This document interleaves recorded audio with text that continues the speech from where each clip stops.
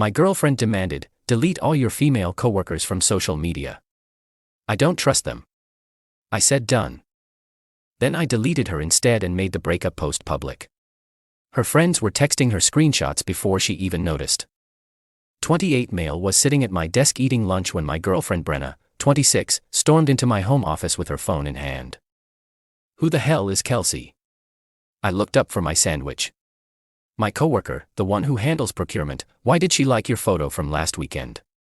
Because it was a photo from our company bowling event. She was literally in it. Brenna's face went red. I want her gone.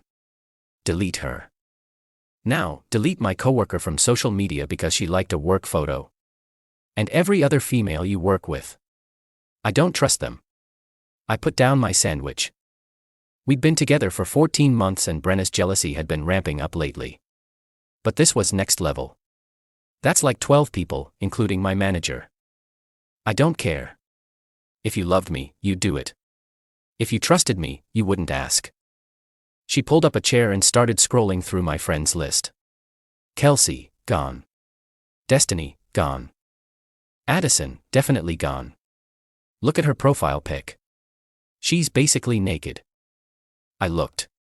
Addison was wearing a normal sundress at what appeared to be her daughter's birthday party. That's a mom at a kid's party. She knows what she's doing.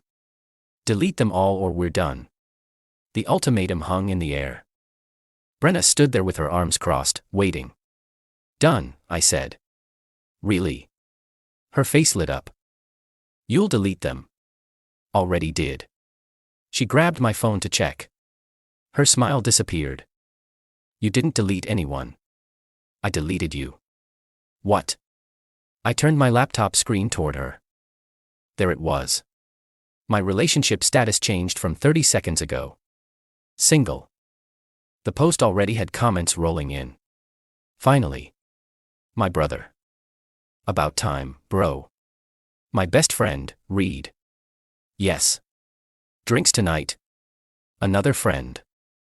Brenna's phone started buzzing. Her friends were screenshotting and sending the post to her in real time.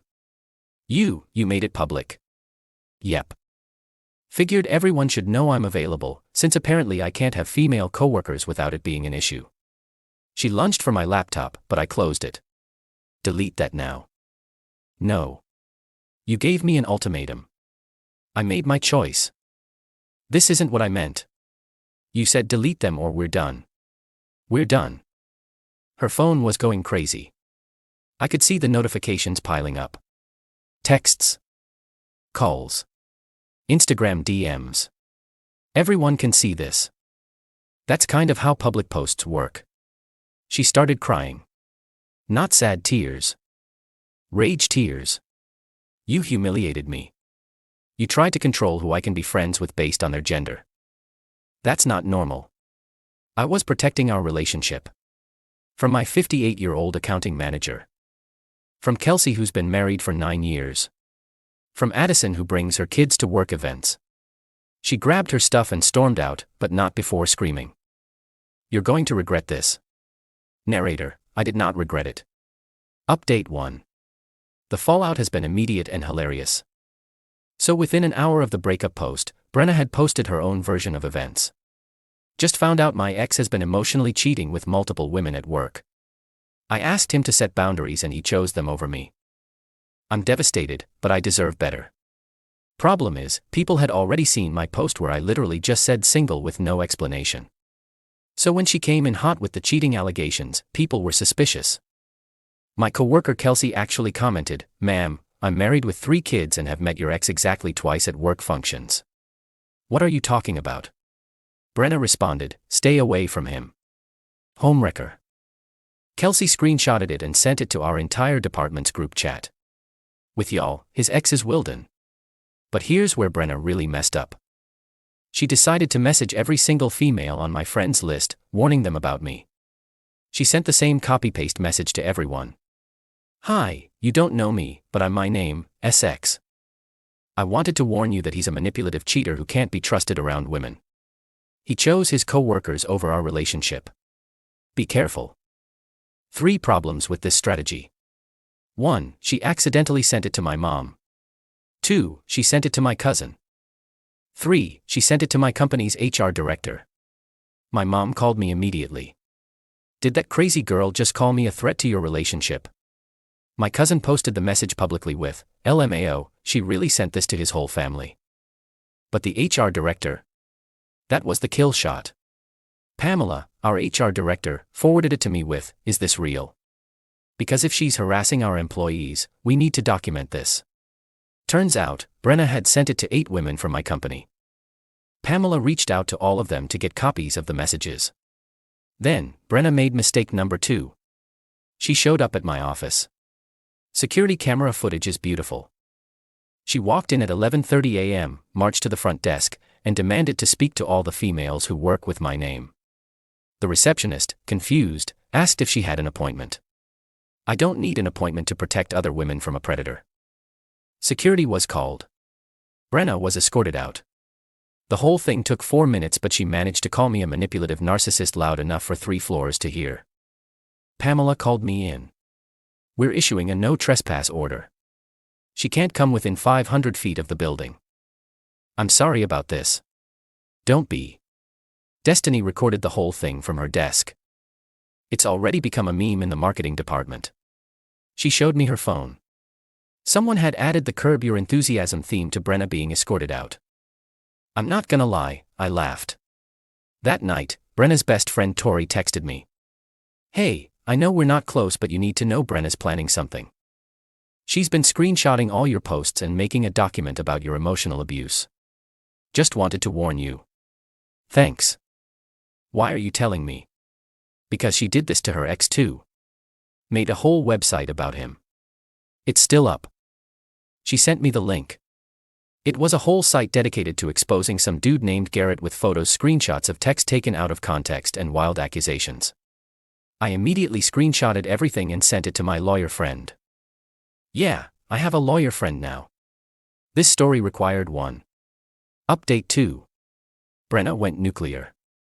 But in the dumbest possible way. Remember that website about her ex? Well, she made one for me too. But this time, she messed with the wrong person. The website was called mineamisatrash.com. Not putting my actual name, obviously. She bought the domain and everything. On it, she posted screenshots of my Instagram with red circles around every woman who appeared in them. A timeline of emotional infidelity that included such damning evidence as liked Kelsey's photo of her dog. My LinkedIn profile with cheater, written across it in red. A fake survivor story written in third person about a woman, clearly her, who was gaslit into accepting workplace affairs. The problem? She included my full name, my company name, and my work email. My lawyer friend took one look and said, "This is defamation and tortious interference. She's trying to get you fired. Can we do anything about it?" Oh, absolutely. This is a slam dunk. We sent a cease and desist. She ignored it.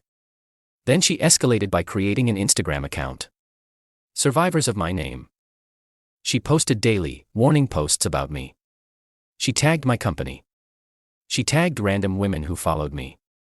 She even tagged my barber because she's a woman. My barber, Jules, DM'd me.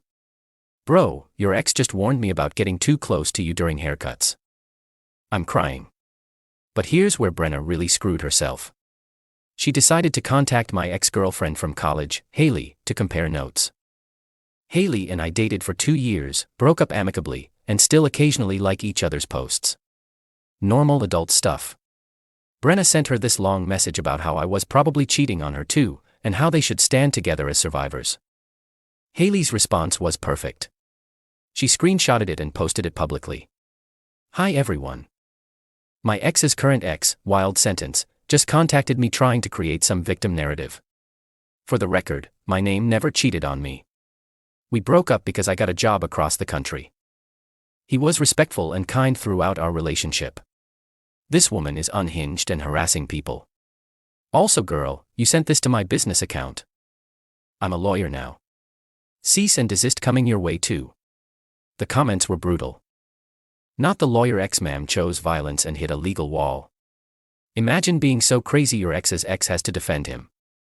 But the absolute peak came when Brenna tried to get clever with SEO. She paid for Google Ads so that when anyone searched my name, her website would come up first. My company's IT director Weston saw it and called me. "Hey man, just so you know, someone's running attack ads against you on Google." "I know. It's my ex. The one who showed up here screaming." "That's the one. Want me to report it to Google as harassment?" "Can you do that?" "Brother, I can do more than that. She's using copyrighted photos from our company website without permission. That's a DMCA violation." Within 48 hours, the website was down, the Google ads were terminated, and her hosting company banned her for terms of service violations. She tried to remake the site on 3 different platforms. Weston took them all down. He was having fun with it at this point. "This is like whack-a-mole, but for crazy," he said. Meanwhile, I was documenting everything. Every post, every message, every false accusation. My lawyer friend was building a case. "We can sue for defamation, harassment, and intentional infliction of emotional distress. I just want her to stop." "Oh, she'll stop, but she's also going to pay." Update 3. The legal hammer came down hard. So we filed the lawsuit. Defamation, harassment, cyberstalking, the works. My lawyer friend brought in his colleague, who specialized in this stuff. And when she saw the evidence, she literally said, "This is one of the most clear-cut cases I've ever seen." Brenna was served at her job, at the elementary school, where she was a teaching assistant. Yeah, that's right. This woman who was running a harassment campaign was working with children. Her principal called her into the office, and from what I heard through the grapevine, told her that if this affected the school's reputation in any way, she'd be gone. Brenna's response was to double down. She started a TikTok series. Dating a Narcissist. My Story. Episode 1. How I found out he was cheating. I wasn't. Episode 2. The gaslighting tactics he used. Asking her to stop going through my phone. Episode 3. Why workplace relationships are emotional affairs. They're not. Each video got fewer views than the last. Episode 1 had 10,000 views. Episode 6 had 82. But then she made the ultimate mistake. She posted episode 7. How the legal system protects abusers. In it, she showed parts of the legal documents, with my lawyer's firm clearly visible, and made some interesting claims about the legal process. My lawyer's colleague called me within an hour. She just made this so much worse for herself. How? She admitted on camera to everything we accused her of while claiming it was advocacy. She literally confessed to the harassment. The judge agreed. Emergency restraining order granted. She couldn't contact me, post about me, or come within 1,000 feet of me or my workplace. Guess what she did the next day? Posted a crying video about being silenced by the patriarchy. That violated the restraining order. Her lawyer, who she'd finally gotten, called her immediately and, according to Tori, who was still secretly updating me, screamed at her for 20 minutes about making his job impossible. But here's the twist nobody saw coming. Remember Garrett? Her ex with the website. He reached out to me. "Hey man, I see she's doing to you what she did to me. I've been documenting her harassment for 2 years. Want my evidence?" This absolute legend had screenshots of 200 plus fake social media accounts she'd created to harass him. Evidence she'd contacted his employers. Plural, he'd changed jobs twice because of her. Proof she'd made false police reports about him. Documentation of her breaking into his apartment. Charges were filed but dropped when she claimed it was a misunderstanding. We combined our cases. Turns out there was a third guy too, Preston, who she dated before Garrett. Same pattern. Same harassment. Same websites. The 3 of us got a group chat going called Survivors of Brenna. Ironic, right? Preston had the best story. She accused me of cheating with my sister because we went to lunch together. My lawyer was building a pattern of behavior case. This wasn't just about me. This was serial harassment. Final update.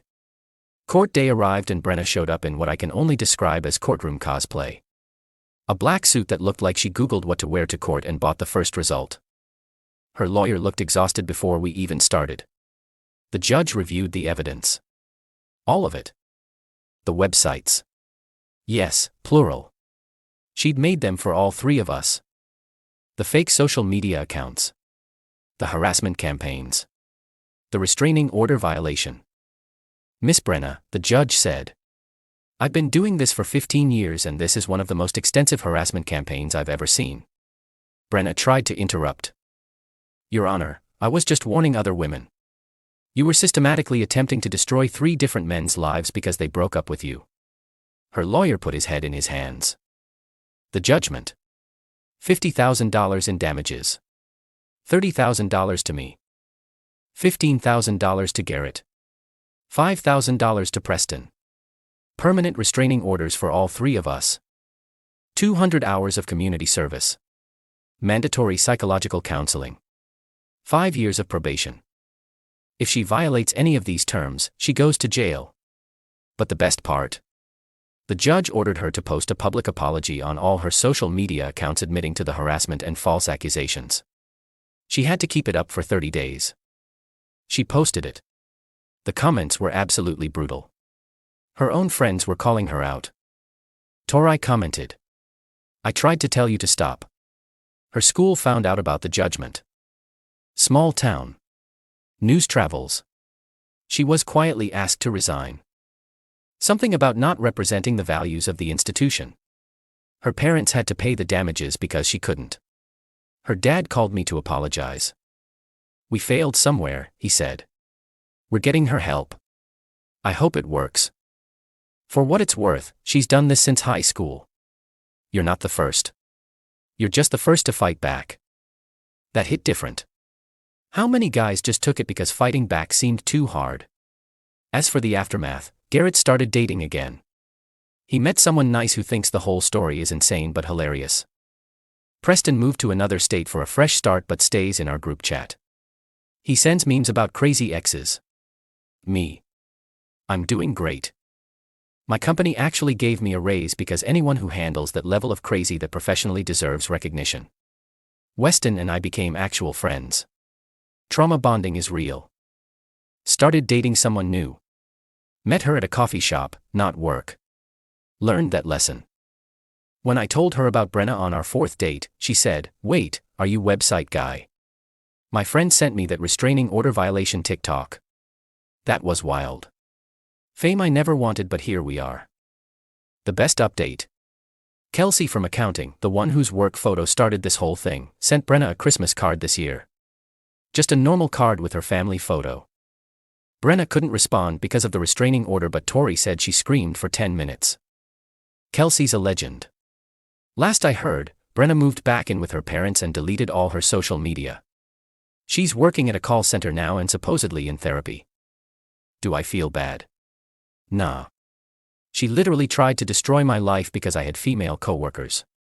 She got what she deserved. The group chat with Garrett and Preston is still active. We call ourselves the Brotherhood of the Traveling Restraining Orders. Preston suggested we make our own website, survivorsofbrenna.com. We didn't. We're not monsters. But we did make matching t-shirts for our quarterly meetups. They say, I survived Hurricane Brenna with the date we each got our restraining orders. We wear them to sports bars. People ask about them. We tell the story. 3 beers in, someone always says, dude, you should post this on Reddit. Well, here we are. Edit. For everyone asking, yes, this is all real. I have the court documents to prove it. No, I won't share them, because that would violate the terms of everyone involved moving on with their lives. Edit 2 to the people saying I should have just deleted the female coworkers, absolutely not. That's not normal. If your partner asks you to delete half your professional network based on gender, run. Edit 3 Garrett says hi and wants everyone to know he's getting married next month to someone who doesn't make websites about exes. Preston added, the bar is on the floor, and yet some people bring shovels.